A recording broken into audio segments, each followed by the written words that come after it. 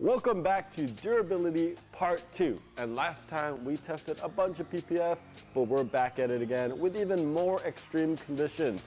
So let's get right into it. A lot of new technology has advanced since the last video. So this time we are testing XPEL Ultimate Plus. One thing to keep in mind with this brand is there's actually a newer version of it, but I was able to get it, so just FYI.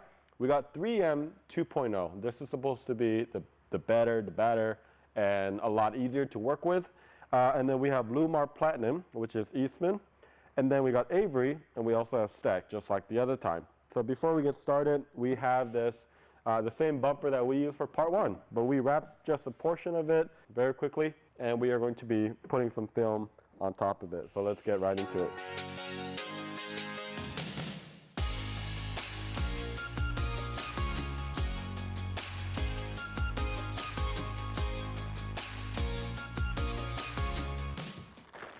So for the first test, we have marshmallows. I'm just kidding, it's not for eating. All right, so what we're gonna do is we're gonna burn it with a torch.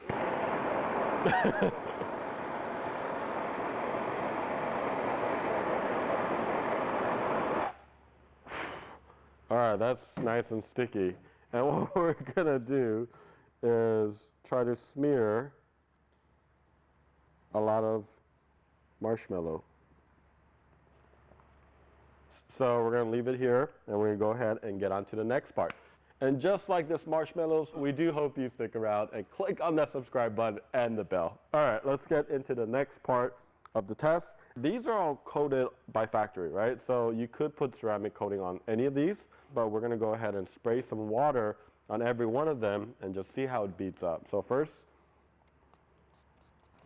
we want to do like 3, like maybe 4. If you look at every single one of them, let's go ahead and start with here. There's a lot of beading going on, very big beads. And then you go into the next one, they also a lot of beading going on. This one, not as much. However, you can see there's small amounts of beading right here. There's a good amount of even beading here, and then for this one as well. Very much the same kind of beading all across. Really the main thing that applies to, I guess, consumer is it easy to clean? And this is kind of what the bird poop is going to emulate. But on top of that, you know, when you have, like, for example, like a leaf blower, and you blow it and you can kind of see how it dries. So I'm going to give it actually a couple more, so like 3 or 4 more. 1, 2, 3, 4. 1, 2, 3, 4. I don't have like a blower right now, but we do have this heat gun.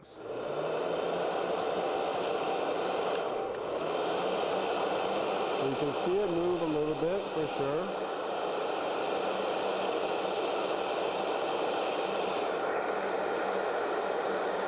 That one moves a lot.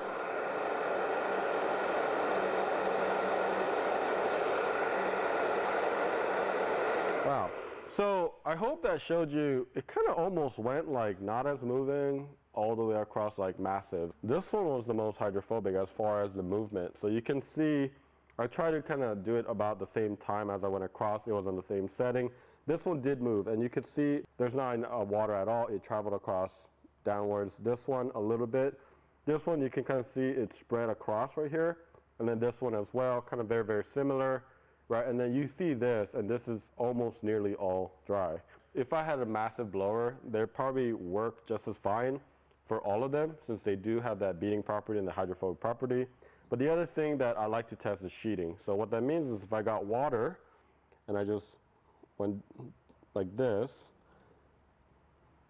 it completely sheeted off. If you saw, that's what sheeting is. I'm gonna go ahead and do it for the next film. And you can see that I did the same thing. I mean, pretty much it just kind of goes down. Look at that beading right there, massive. And the same thing with here. Wow. So you can see the behavior right here. So check this out on 3M. This is their new film. I mean, it's pretty significant as far as like the hydrophobic properties. And you know, I'm not paid by any of these companies to say, but you know, I do work a lot with a lot of these films. So these are, you know, I'm trying to give you guys enough information so you guys can decide for yourself. And I think that's one of the things that we try to do in the last video as well, is we're not trying to tell you what to use. We're just trying to put what's out there in the market, and you guys can make a decision for yourself. These are all very incredible films, so just keep that in mind. One of the things that we actually forgot is to set up a control. And it's not fair to set up a control with the vinyl area, so we're actually going to peel that off and try to put a control right over here, right next to the 3M. So we're just going to go ahead and do that real quick.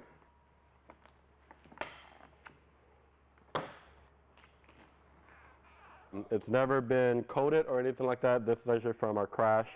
So it is OEM paint on a bumper. So let's go ahead and do the same thing.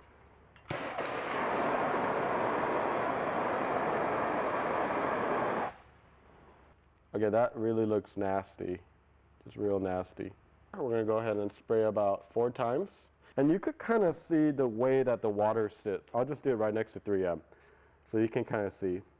If you look, it beads up into, circles, and it's very evenly, right, dispersed across, where this one is a lot more random, and that's kind of what I mean by beading. But again, I'm gonna go ahead and to check the sheeting properties. Look at that, just sliding across, and then here, it does that, but look how it just, you see how long it takes to kind of leave the bumper right there?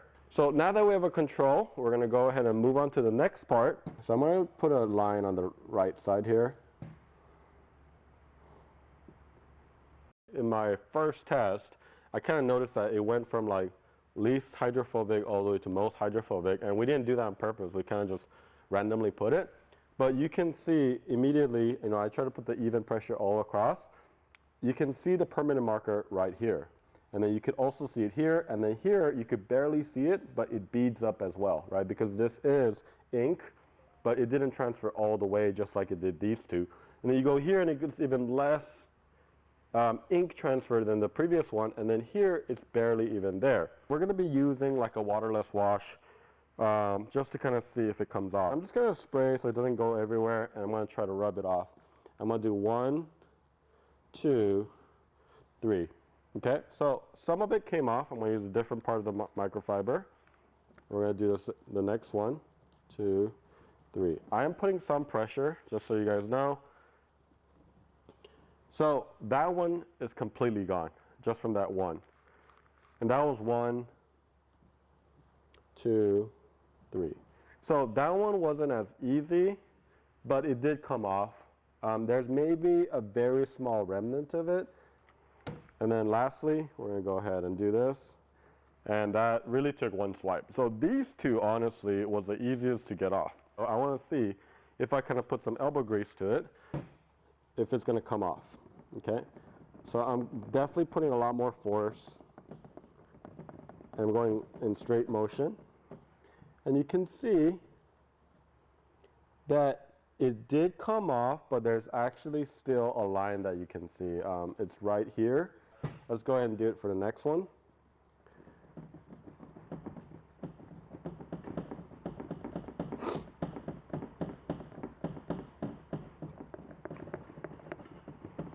Okay, so I put a lot, and you can see that I got a little bit, but you can still see it right here, right? You can still see that line that runs across just like that. None at all. There's a small streak right here, so I'm going to go ahead and try to get that off. I'm sure this will come off pretty easily. Yep, it just came off. A couple more. And then this one, I honestly see nothing. And we're going to just see if it comes off. So I'm putting a good amount of force right here, okay? And look at this. So this is what I mean about transfer, right? One example, real world example, is like etching, right? So etching happens with either bird poops or bug guts. If it stays there for a long time, it's going to etch into the clear coat, and it's just going to stay there. The really only way to clean that out is if you polish it, or if you cut the top layer of the clear coat and you get rid of it. So by putting some of these films, as you saw, it will help with some of those things so that it doesn't stain like this.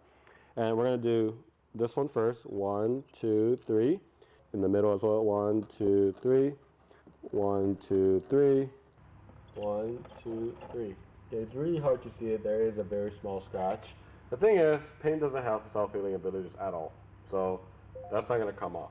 So you guys can see There's a circular motion of scratches right there. I'm gonna go ahead and use some heat.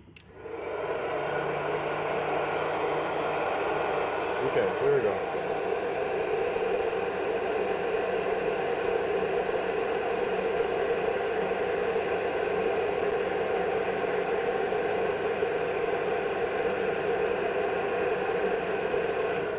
So you can see a lot of the actual scratches did leave, and I can feel the heat, but some of the bigger ones, like right here, I guess I put a little bit too much force. I did do it twice on this one. Did not leave. Let's go ahead and do it for this one. There's a lot more scratches here.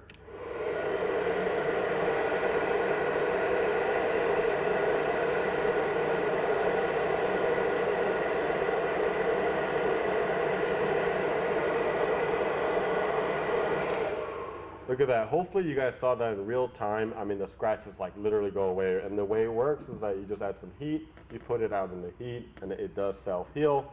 Obviously, it's not a forever self-heal, so over time, it does kind of dissipate that effect. However, it should last 5 to 10 years. Let's go ahead and do this one.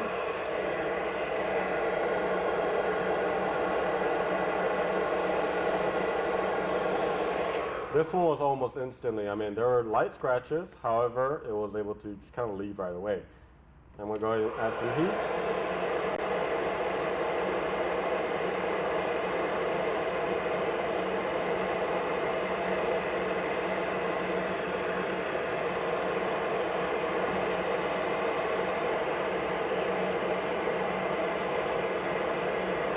So this is kind of the same effect as number one over here.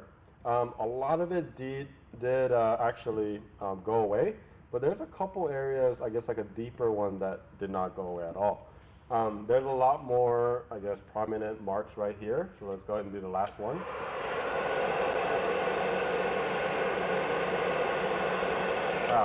So that one just completely disappeared. With a little bit of heat, it just kind of all went away. It's hard to say which one did amazing, because the thing is, it's not, obviously this tests aren't really like super scientific. I also can't control how much force. Maybe it's a slightly angle. Maybe you use, a different kind of part of the brush that really went deeper. So there's a couple variable factors that I can't necessarily control in this kind of case. So it's hard to say, but all of them did perform pretty well. They all have self-healing properties, but it is finally time to clean up the bird poop. First step is we're going to be using the same waterless wash with a microfiber towel. Spray twice, 1, 2. I'm going to try to just swipe left to right and just see how many swipes it takes. So that one was pretty good. There's a little bit of a smear, and I'm going to try to find a different part of my microfiber. Number 2. And again, I'm trying to control the amount of force I'm putting in. Pretty good. Not bad. And lastly, actually we got 2 more. Some smear.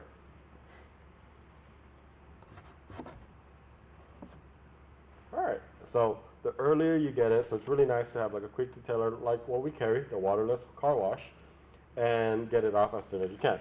So you see across, they all kind of came off pretty easily. We're going to go ahead and hit it twice again and see if it comes off completely. So we have all these areas. I'm going to use a different part of the microfiber now again. And let's go ahead and do this. That came off really good. I kind of missed it, but it's okay. This one too. That also came off really good. Easy. Very easy. Yep. A little bit left, but there might have been a little bit more like burnt marshmallow in that one, so that could be another thing. So you see, there's a little bit left, but I'm going to go ahead and just, I mean, that came off pretty easily as well, but if it does etch, it would actually etch into the film instead of the car. So that's something that's nice. It's hard to say which one was a clear winner because all of them came off pretty easily, to be honest. They all came off in about 2 swipes. So we're gonna go ahead and peel. And then go ahead and just hold it. All right, and we're just gonna try to hold it as best as we can. I guess put some tension. And Sophia, I think we need your help here. Let's put some weight. Let's get big, son. I think it needs more. Okay, what is that now? That's 5 pounds, so that's 7 pounds total. The big boy. 10 pounds. Okay, this is 17 pounds. Do you have more? By the way, PPF is a little bit different than vinyl. Vinyl can stretch way more than PPF. So let's keep it going. 2 more pounds. That's 19 now? Mm-hmm. Okay, what is this now? That's 24. 24. All right, 34 pounds. Here we Woo. go. You have more pounds? Nope, that's it. I mean, it's withstanding though. That's But you can feel it kind of drop more and more. You know, by the end of this, our forearms are going to be burnt. All right, let's try to like do this and see if it, if it breaks. Do you want to like try to sit on it? I can't. Can you guys hold that? I don't know. Dessa, can you? I'm gonna get a new grip. Okay. Okay, now I'm going to hold it like this. Yeah. This is a seat. This is a seat. All right, here we go. Oh shit! Okay, be careful though, because you might fall. Is it holding? I'm about to drop it. Oh! Okay, so we're not gonna talk about how much she weighs, because she's probably gonna be really mad. And this was able to withstand it for a short period. I don't know if my arms can take all of them, so let's go ahead and do the next one.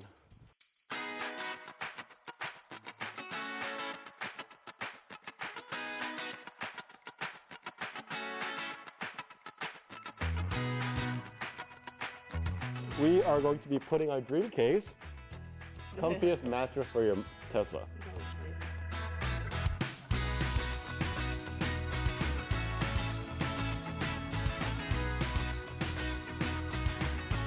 Oh,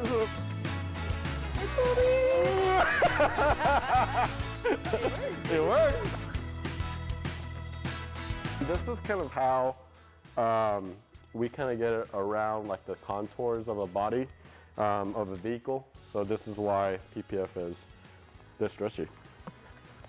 Okay, all right. Oh. Okay, check. Avery swing. It worked.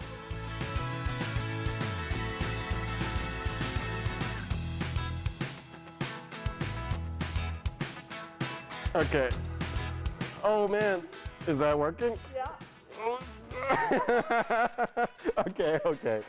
So as you can see in our scientific test, PPF can withstand a lot of stretch, and also it is called paint protection film, and it is polyurethane, so it has a massive, I guess, durability. And all of these films were able to withstand a 34, and Sophia weighed. And on top of that, we were swinging around in some cases. So that being said, I think we're gonna get to the final part of our test. And what we're gonna be doing is we have an Airsoft to try to emulate like rock chips. It's obviously not a rock flying in, but it could go at, it's like 300 foot per second or something like that. So it goes in real fast, and it's plastic. So it's probably gonna damage it pretty hard. So we're gonna try to hit all of them.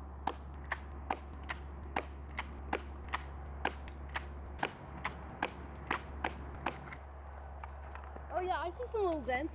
Okay, so these dents right here. Yeah. So we did actually do 20-footer, and you were hitting it for sure. I heard it, but it was doing nothing at all. So what she ended up doing is we did point blank, 4 foot maybe, less, 3-4 foot. And you could obviously see a dent across the bumper right here. We're gonna go ahead and peel this off.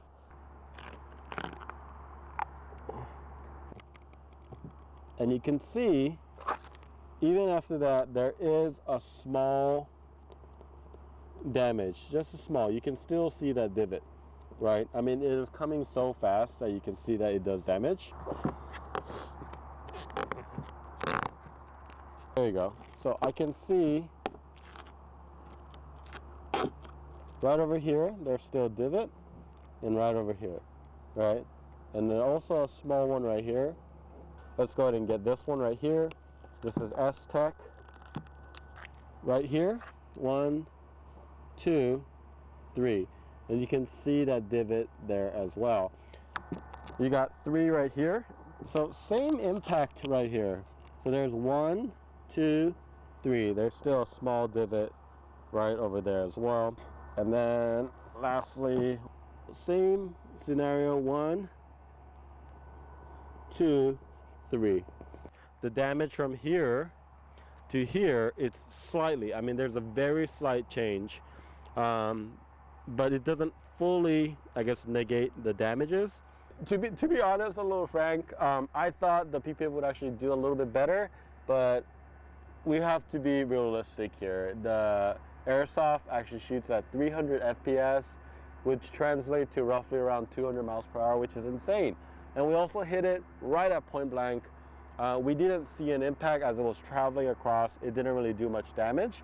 However, you know, the thing is, regardless of whether you have film or not, it doesn't really matter if you get hit with a massive rock or anything like that. But it may prevent it from being a very, very severe damage. So that's kind of what you can hope for. It does protect, it does its job, and it minimizes impact as much as it can. So that pretty much concludes our scientific PPF durability test part 2. We might do a part 3, but it might be a little bit different, maybe in a professional standpoint of installation or removal, but we have some other videos, so please subscribe and click on that bell button so you get notifications. If you have any questions, just leave us a comment below. We'd love to hear what you think. And remember, protect what you love. We'll see you next time.